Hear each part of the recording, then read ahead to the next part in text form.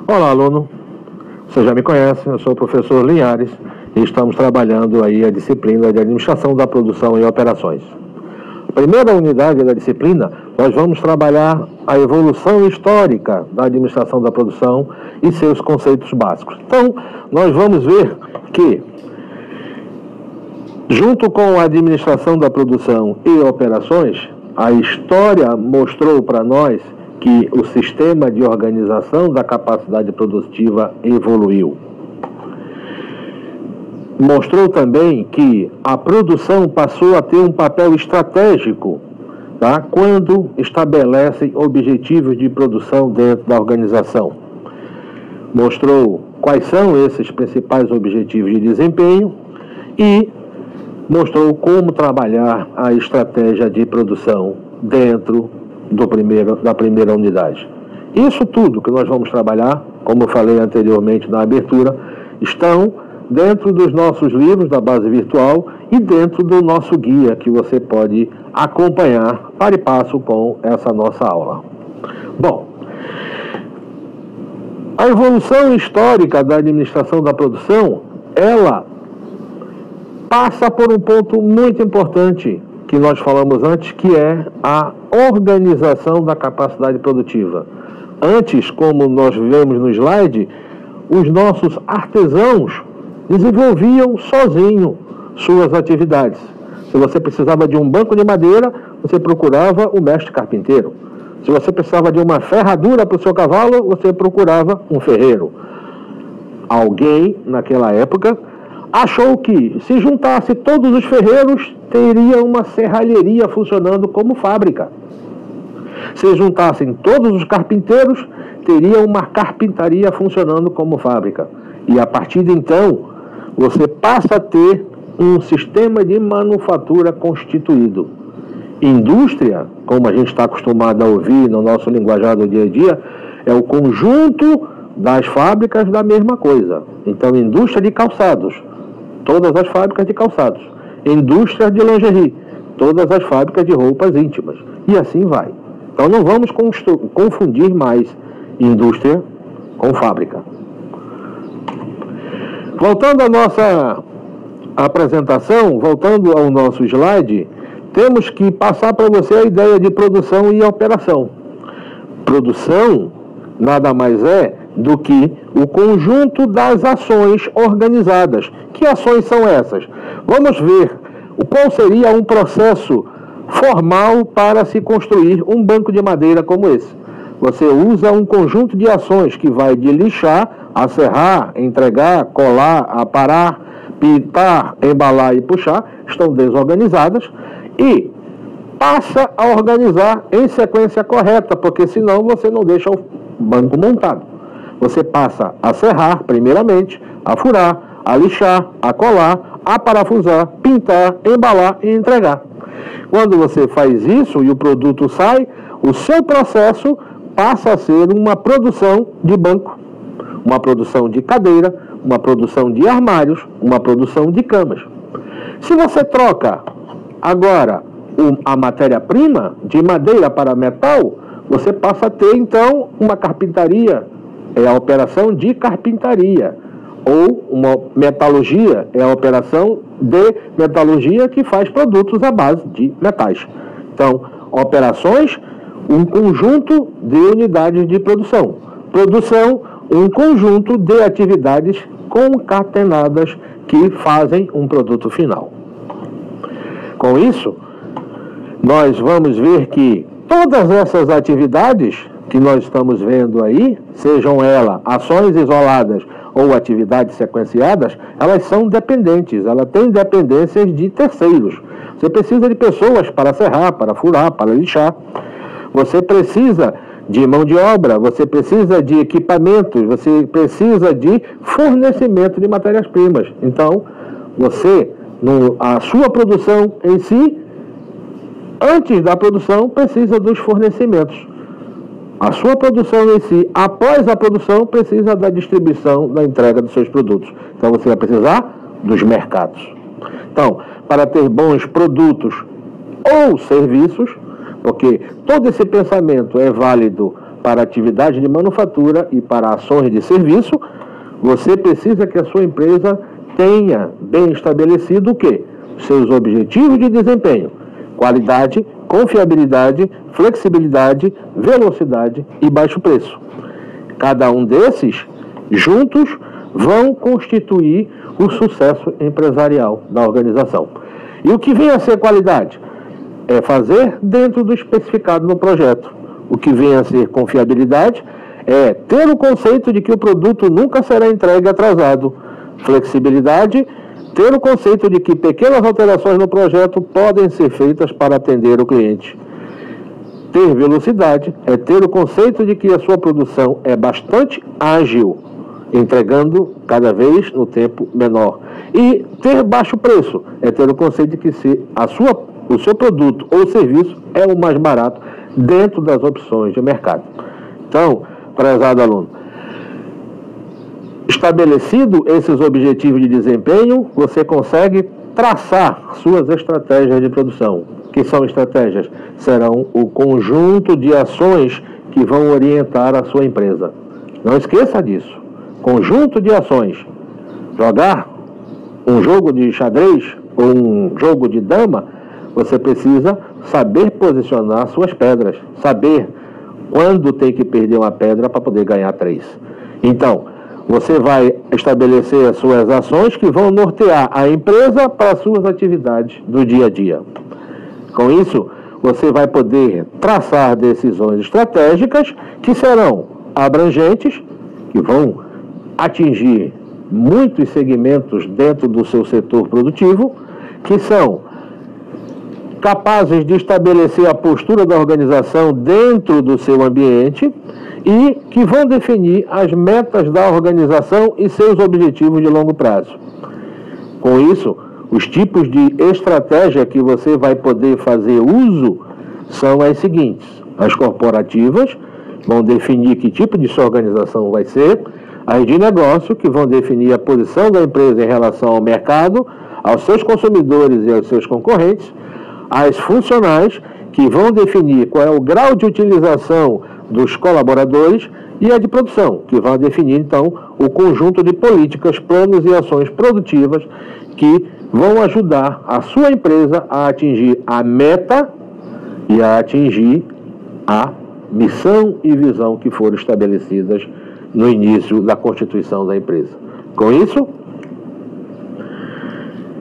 nós temos certeza de que você vai poder traçar coerentemente todo o pensamento ligado ao relacionamento entre fornecedores, empresa e cliente que o processo produtivo vai exigir.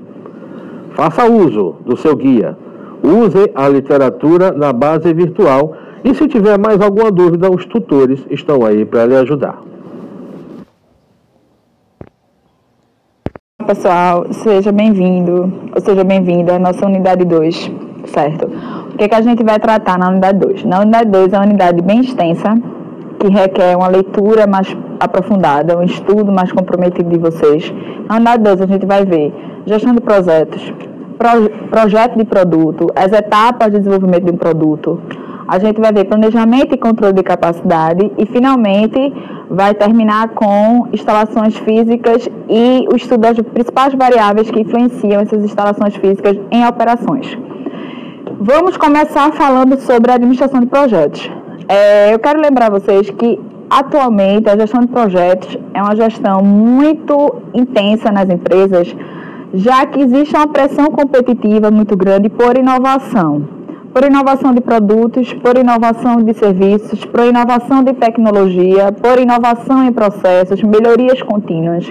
Então, a empresa precisa desenvolver constantemente projetos de novos produtos, projetos de melhorias aos produtos que ela já tem, projetos de novos processos produtivos ou de incremento a esses processos. Então, a gestão de projetos, hoje, ela é muito intensa em todas as empresas. Em algumas empresas, é o projeto, é o próprio produto da empresa, né? Empresas de consultorias, por exemplo, tá certo? Empresas de engenharia, de arquitetura. Então, o próprio projeto acaba sendo o produto final dessa empresa, né? Um projeto de consultoria, um projeto de reforma, um projeto de desenvolvimento de apartamentos, de prédios, etc. Em outras empresas, a gestão de projetos acaba sendo uma atividade meio para se chegar ao objetivo final, né? Então, na área de produção, a gente vê muito isso. Um projeto de desenvolvimento de um novo produto. Então, esse projeto acaba sendo uma atividade meio, uma atividade de planejamento, né? Para se alcançar um objetivo específico, que é ter um produto novo no mercado e posicionar esse produto junto ao cliente final. Mas, primeiro, vamos definir o que seria projeto, né? Projeto pode ser definido como um conjunto finito de atividades interrelacionadas para produzir resultados específicos dentro de um prazo determinado e utilizando um número limitado de recursos. Então, projeto a gente vai encontrar um número finito de atividades e de tarefas a fim de se alcançar um objetivo específico, tá certo? Então, o projeto, como tudo em empresa, ele vai ter disponível recursos limitados e ele vai atender a um prazo. Então, como eu sempre falo, o projeto ele vai ter data de início e data de fim especificado, né? E nas empresas, esses prazos precisam ser cumpridos o mais próximo possível do que foi planejado. Continuando. O que se ocupa efetivamente a gestão de projetos? Tá? O que a gestão de projetos ela se ocupa efetivamente nas empresas? Então, assim, vamos ver. A gestão de projetos é constituída por 3 conjuntos de processos e atividades que são os seguintes. Então, de maneira geral, quais são as dimensões da gestão de projetos? Primeiro, definição e organização de projetos. Segundo, planejamento de projetos. E terceiro, gerenciamento e controle de projetos. Então, na nossa unidade 2, a gente vai discutir num guia de estudo, está bem detalhado, essa análise das 3 dimensões de gestão de projetos. O que seria a definição de maneira geral? O que seria a definição e organização de projetos? O primeiro envolve a definição dos objetivos e resultados a serem alcançados. Então, quando a empresa, o gestor de projetos, ele resolve desenvolver um novo produto, por exemplo, o primeiro passo é definir quais são os objetivos. Os objetivos é desenvolver um novo produto para ser posicionado no próximo ano no mercado. Quais são os recursos que ele vai precisar? Quais são as pessoas envolvidas nesse projeto? O que é que ele vai precisar em termos de recursos financeiros? O que é que ele vai precisar em termos de recursos materiais? Né? Então, essa definição seria um primeiro escopo do projeto. Né? Seriam as primeiras delimitações em termos de recursos necessários, das pessoas, dos objetivos a serem alcançados. Né? Essa primeira parte, a gente entender que é todo o escopo inicial do projeto.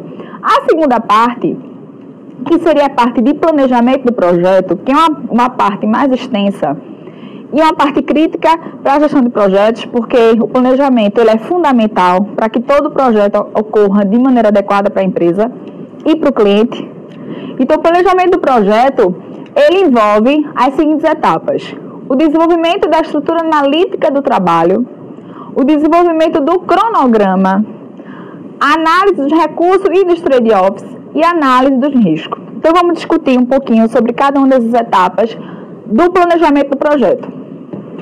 O que seria essa estrutura analítica? Como eu falei no início, o projeto ele é definido como um conjunto de atividades interrelacionadas com prazos definidos e com recursos limitados. Então, assim, a estrutura analítica do projeto vai ser toda a descrição detalhada das atividades e tarefas envolvidas no projeto e estudo dos tempos dessas atividades para a gente saber qual será o prazo desse projeto, né? Para a gente saber a duração desse projeto, saber se realmente a empresa tem condições de executar esse projeto dentro do prazo estabelecido. A estrutura analítica, então, é todo o escopo hierárquico, toda a descrição hierárquica das atividades e tarefas para alcançar um objetivo específico do projeto. Existem diversas formas de descrever essas atividades. Existem diversos meios da empresa tentar delimitar essas atividades. dependendo do tipo de projeto, quanto menor for o projeto, menos a necessidade de utilização de software, por exemplo. A gente sabe que usualmente as empresas utilizam o MS Project para conseguir fazer toda essa estrutura analítica e ter uma visão bem detalhada do que se trata realmente o projeto. Mas existem alguns projetos menores que a gente pode utilizar, por exemplo, um organograma para representar esse conjunto de atividades. Então, eu dei um exemplo aqui, um exemplo bem simples, para ficar fácil o entendimento do que seria uma estrutura analítica de projeto, que seria uma estrutura de representação do conjunto de atividades dentro de um projeto. Então, imagine, por exemplo, que você resolve fazer uma estrutura analítica da preparação de um café da manhã. Então, qual é o objetivo? Servir o café da manhã. Esse é o objetivo do projeto. Quais são as atividades envolvidas na preparação desse café da manhã? Eu delimitei 2 conjuntos de atividades específicos para alcançar esse objetivo. Arrumar a mesa e preparar os alimentos. Então, você tem como objetivo servir o café da manhã ou preparar o café da manhã. Esse objetivo ele foi delimitado em 2 conjuntos de atividades. Arrumar a mesa e preparar os alimentos. Esses 2 conjuntos de atividades, eles foram quebrados em tarefas. Então, a atividade de arrumar a mesa requer a tarefa de colocar a toalha na mesa, colocar o pão na mesa, colocar alimentos frios na mesa e colocar talheres na mesa. Essas são as atividades do conjunto, essas são as tarefas do conjunto da atividade de arrumar a mesa. Já o conjunto de atividade de preparar alimentos requer alimentar a cafeteira, ferver a água, aquecer o pão e o ciclo da cafeteira para preparar o café. Então, esse organograma representa de maneira bem simples um projeto de preparar o café da manhã, para você entender de maneira bem simples como ocorre isso. Aí, o que acontece? A etapa de desenvolvimento do cronograma, feito toda essa descrição de atividades e delimitado toda essa estrutura analítica do projeto, do trabalho, a empresa precisa definir o cronograma. Mas para a empresa definir o cronograma, a empresa precisa fazer o estudo dos tempos da estrutura analítica do trabalho. Então, veja bem, a etapa de desenvolvimento do cronograma envolve um estudo sistemático de duração das atividades e tarefas que seja previsível. Então, não tem como a empresa determinar o cronograma se ela não sabe a duração de cada tarefa, de cada atividade dentro do projeto. Então, ela só vai definir o cronograma quando ela souber a duração de cada atividade. Ele promove o sequenciamento, né, e tempo necessário para atender aos objetivos dos projetos. Nesse sentido, a construção de um cronograma, para construir um cronograma, a empresa tem que saber o relacionamento entre cada atividade e cada tarefa e o tempo de execução de cada atividade e cada tarefa. Agora, vejam bem, o relacionamento dessas atividades não é um relacionamento, na maioria dos casos, não é um relacionamento linear, do tipo, termina uma atividade e começa uma outra atividade, né? Então, esse relacionamento típico, que é o relacionamento mais conhecido, que a gente chama de um relacionamento que envolve atividades fim e início. Aquele relacionamento onde há uma atividade antecessora e há uma atividade sucessora. Então, por exemplo, para uma empresa para um cliente conseguir ser atendido em um consultório odontológico, primeiro ele precisa ser recepcionado nesse consultório.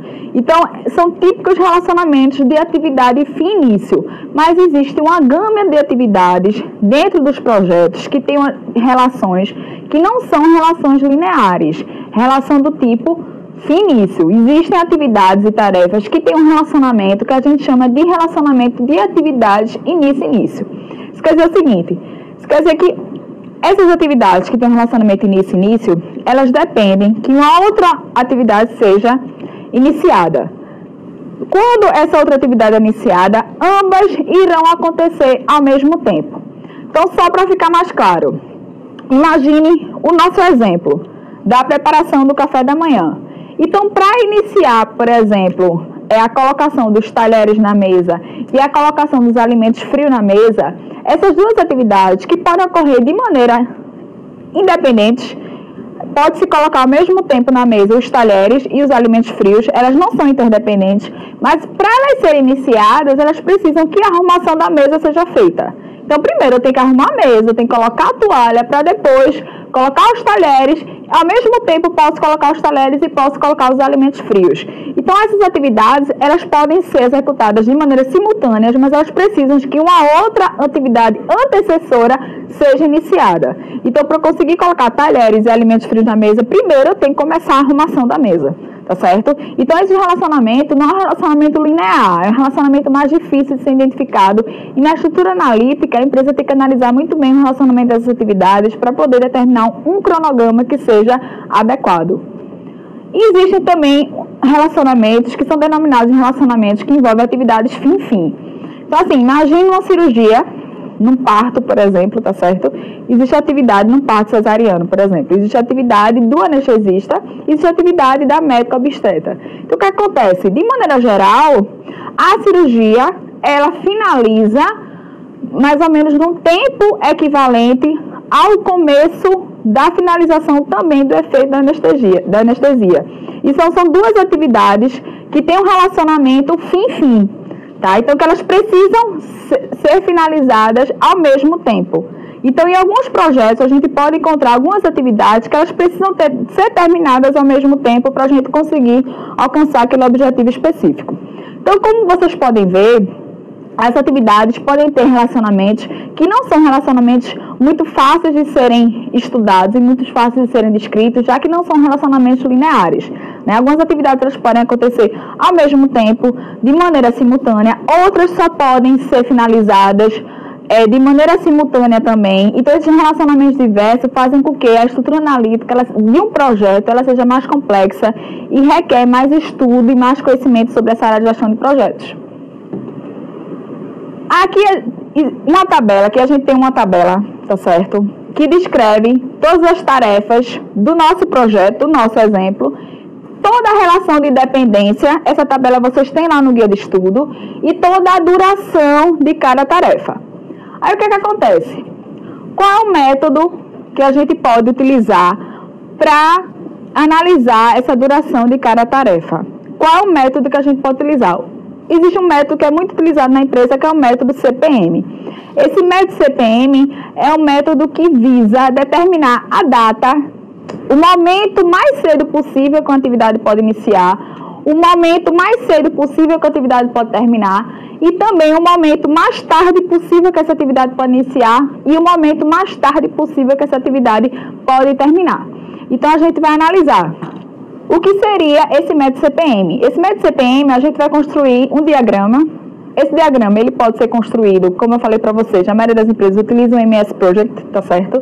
Para desenvolver esse tipo de diagrama, né? Outras empresas, dependendo do tipo de projeto, se é um projeto muito pequeno, isso pode ser feito no próprio PowerPoint, tá certo? Agora sim, o que é que envolve isso? Primeiro, a gente vai ter aqui um momento do mais cedo possível, né? O mais cedo que a atividade pode começar, o momento do mais tarde que ela pode começar, e na outra parte a gente vai ter um momento do mais cedo que essa atividade pode terminar e o momento mais tarde que essa atividade pode terminar. Então, voltando ao nosso exemplo de preparação do café da manhã, que é um exemplo de Correia, que é um exemplo muito bom para a gente poder entender essa parte de estudo dos tempos da estrutura analítica do projeto, tá certo? Existem 3 atividades que podem ser iniciadas, que são atividades independentes, que é a atividade 1, atividade 4, atividade 6. Essas 3 atividades, a gente vai ter as 3 como marco zero do início do projeto. Então, a gente vai iniciar. Qual é a data mais cedo do início para cada uma da atividade? É o momento zero. Então, na atividade 1, na atividade 4, na atividade 6, a gente tem o momento zero de início de cada atividade. Aí, qual seria o término mais cedo possível? Qual a duração de cada atividade? A atividade 1 tem duração de 5 minutos. A atividade 4 tem duração de 1 minuto. A atividade 6 tem duração de 4 minutos. Então, a data mais cedo do término seria a própria duração de cada atividade, já que ela começa no momento zero. Então, para a atividade 1, a gente vai ter a data mais cedo de 0,5 minutos, de 0,5 minutos. Para a atividade 4, a gente vai ter de 1 minuto. E para a atividade 6, a gente vai ter de 4 minutos. Aí, perceba uma coisa. A data mais cedo de início da atividade sucessora vai ser a data mais cedo do término da atividade antecessora. Então, na atividade 3, qual é a atividade antecessora da atividade 3? Atividade 1. Então, qual é a data do mais cedo do início da atividade 3? Vai ser a data do mais cedo do término da atividade 1, que é 0,5. Então, se a atividade 3, ela vai começar nesse momento aqui, em 0,5, e ela tem duração de 2 minutos, a data mais cedo do término vai ser o quê? O momento do término dessa atividade vai ser em 2,5 minutos. E assim sucessivamente. A atividade 3, que é uma atividade sucessora à atividade 1, vai ter uma data de início correspondente à data de término da atividade 1, que é a atividade antecessora. E vai ter um momento de término mais cedo de 2,5, de acordo com a sua duração, que é de 2 minutos. E assim sucessivamente. Agora, só uma observação. Na atividade 5, que é uma atividade que depende de duas outras atividades, da atividade 1 e 4, o momento, a data do mais cedo possível vai ser o valor máximo entre a atividade 1 e 4, tá certo? Então, qual é o valor máximo? Aqui na atividade 1, a gente tem uma data de término de 0,5. Na atividade 4, a gente tem de 1. Então, a atividade 5 vai começar em 1 minuto, tá certo? E ela tem duração de 0,5. A data do mais cedo possível que ela possa terminar é de 1,5 minutos e assim sucessivamente. Aí, vejam bem, a gente determinou primeiro qual seria o momento mais cedo possível das atividades iniciarem e o momento mais tarde possível, tá certo, delas terminarem. Agora, a gente precisa também saber qual é o momento mais tarde do início e do término. Para a gente ver isso, a gente tem que analisar a estrutura, tá certo, da direita para a esquerda. Então, aqui a gente tem um fim, que é o nosso produto. Nesse exemplo, a gente tem aqui a preparação do café da manhã, tá certo? Então, de acordo com esse diagrama aqui, a duração para fazer esse projeto, a duração mínima desse projeto é de 8 minutos. A duração é de 8 minutos. Então, isso quer dizer que esse projeto ele tem que acabar no mínimo em 8 minutos. Então, se ele tem que acabar no mínimo em 8 minutos, 8 minutos seria o momento do início do fim do projeto. Então, as outras 3 atividades, que são a atividade 2, a atividade 3 e a atividade 5, que são as atividades diretamente relacionadas ao projeto fim, elas precisam terminar no máximo em 8 minutos. Então, a data mais tarde do término para as atividades 2, 3 e 4 seria 8. Então, como a gente vê aqui, 8 minutos para a atividade 2, 8 minutos para a atividade 3 e 8 minutos para a atividade 5. Aí, para calcular a data do mais tarde, o início seria o momento do mais tarde menos a duração de atividade de cada projeto. A gente vai ter a data do mais tarde, início para cada projeto. Então, o CPM, ele vai dizer o momento mais cedo que a atividade pode começar e o momento mais tarde que ela pode começar. E o momento mais cedo que ela pode terminar e o momento mais tarde que ela pode terminar. Aí, só para a gente finalizar essa parte, existe aqui uma sequência de atividades, como vocês podem ver, onde as datas, os momentos coincidem. Se a gente calcular a duração de cada uma dessa atividade, a gente vai ter 7,5 minutos para executar a atividade 6, a atividade 7, a atividade 8. 7,5 minutos corresponde ao momento próximo de terminar o projeto. Então, se eu tenho que terminar o projeto em 8 minutos e eu tenho um sequenciamento de atividades que requer uma duração de 7,5 minutos, a esse sequenciamento, onde a duração é muito próxima da duração do término do projeto, a gente chama esse sequenciamento de caminho crítico, tá certo? Então, para essas atividades, eu não vou ter nenhuma possibilidade de postergar o início dessas atividades.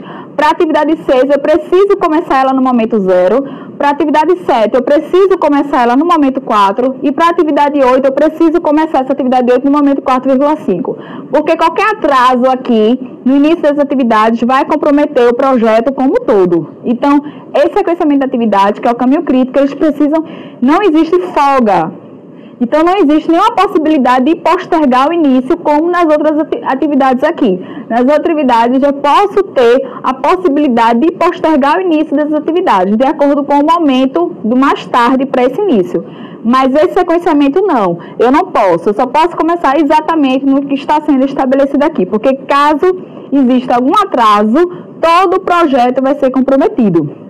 Obviamente que nas empresas existem estruturas muito mais complexas que estas, né? E as empresas utilizam de ferramentas, de software específicos para desenvolver esse tipo de diagrama. Agora, a lógica é mais ou menos essa. A orientação é essa, é a gente saber quais são as relações de dependência entre as atividades para poder determinar todos esses momentos, do mais cedo do início, do mais tarde do início e assim por diante. Visto esse método CPM, vamos discutir um pouco sobre o método PERT. Na verdade, o método PERT e o método CPM são métodos de estudos dos tempos das atividades. A única diferença é que o método PERT ele vai tratar de estatísticas para poder prever. Então, assim, a partir do método PERT, eu vou responder as seguintes perguntas. Qual a probabilidade do projeto terminar no prazo? Qual a probabilidade do projeto atrasar? Qual a probabilidade do projeto terminar antes do prazo e etc. Então, o método PERT é só um método que vai estimar em termos de probabilidade quais são os prazos que se a empresa vai atender aos prazos, se o projeto pode terminar antes ou depois do prazo e etc. E para terminar a administração de projetos, existe a parte do gerenciamento do projeto, que o gerenciamento do controle do projeto é a última etapa da gestão de projetos. Depois de realizar o planejamento do projeto, é fundamental esse controle. Esse controle basicamente é feito sobre a estrutura analítica dessas atividades e identificar se essa estrutura analítica está sendo executada da maneira como foi planejada e se os prazos estão sendo cumpridos e se os cronogramas estão sendo atendidos. Tá certo? E o projeto do produto e seleção do processo, o projeto do produto, minha gente, vocês vão ver detalhadamente no guia de estudo, envolve basicamente o planejamento do produto, a engenharia do produto e a produção em larga escala, a produção comercial e a produção piloto. A capacidade produtiva seria o potencial da empresa em produzir uma quantidade, um volume de produção, ou o potencial da empresa em executar um determinado serviço. Tá certo? É importante a gente entender que a capacidade produtiva ela é diferente dos resultados do sistema, porque em muitas situações esses resultados eles podem ser diferentes do real potencial que o sistema pode ter de produzir determinados produtos. As decisões em relação à capacidade produtiva têm impacto estratégico, porque envolve grandes somas de capital investido. Então, se a empresa ela precisa aumentar seu potencial produtivo, o que ela pode fazer? Ela pode construir novas fábricas, ela pode aumentar a frota de transporte, ela pode contratar mais pessoas. Em algumas empresas, aumentar a capacidade somente por exemplo, aumentar a mão de obra. Então, imagine uma empresa de auditores contábeis. Quando ela precisa aumentar sua capacidade, ela contrata mais auditores. Já existem outras empresas que aumentar a capacidade é bem mais complexo. Então, pensam a rede de supermercados que resolve aumentar sua capacidade produtiva de atendimento aos seus clientes. Então, ela precisa muitas vezes construir novas lojas, ela precisa adquirir mais estoque, ela precisa contratar mais mão de obra. Então, dependendo da empresa, o planejamento da capacidade ele se torna mais complexo, principalmente em grandes empresas que atendem a uma gama de pessoas maior e que envolvem uma estrutura operacional mais complexa. Além disso, decisões de aumento de capacidade produtiva podem requerer muita antecedência de planejamento.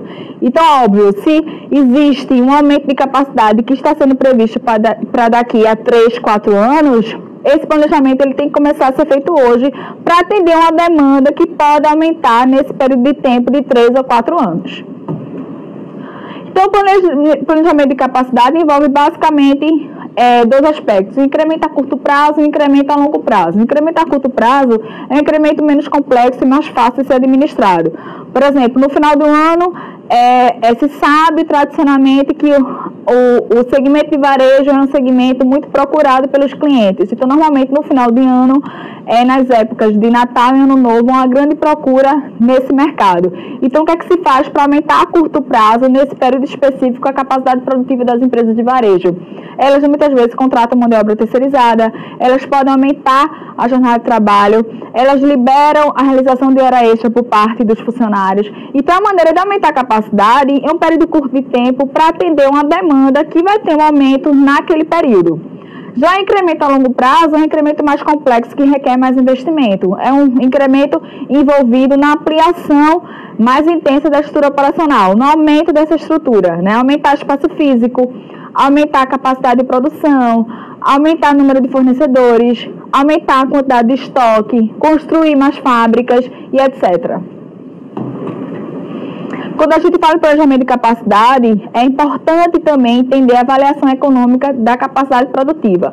O planejamento da capacidade está diretamente relacionado à previsão da demanda, que será assunto da nossa próxima unidade, métodos quantitativos de previsão da demanda. Agora, uma forma de identificar a avaliação, o dimensionamento da capacidade é identificar o ponto de equilíbrio do sistema de operações.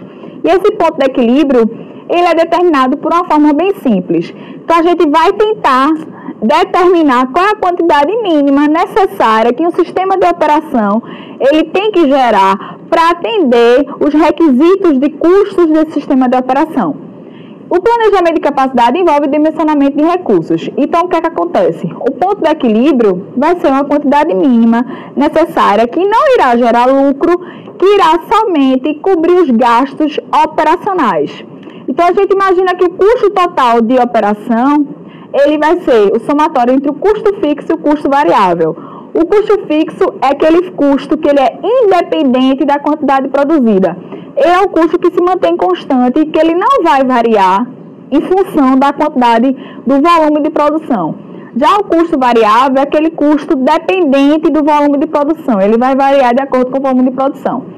Então, o custo total pode ser definido como custo fixo mais a quantidade que será produzida multiplicado pelo custo variável. No seu guia de estudo está detalhado toda essa fórmula e como a gente consegue chegar ao ponto de equilíbrio do sistema, que seria essa modelagem matemática simples aqui, que é igual a custo fixo dividido pelo preço do produto menos o custo variável daquele produto. Então, lá no guia de estudo, vocês irão ter bem detalhado cada passo a passo dessa forma, tanto no guia de estudo como no livro texto. Então, é isso, gente. Espero que vocês tenham gostado de mais uma unidade. Essa unidade 2 requer um estudo mais intenso, mais dedicado de vocês. Qualquer dúvida, busque a nossa equipe de tutores e até breve.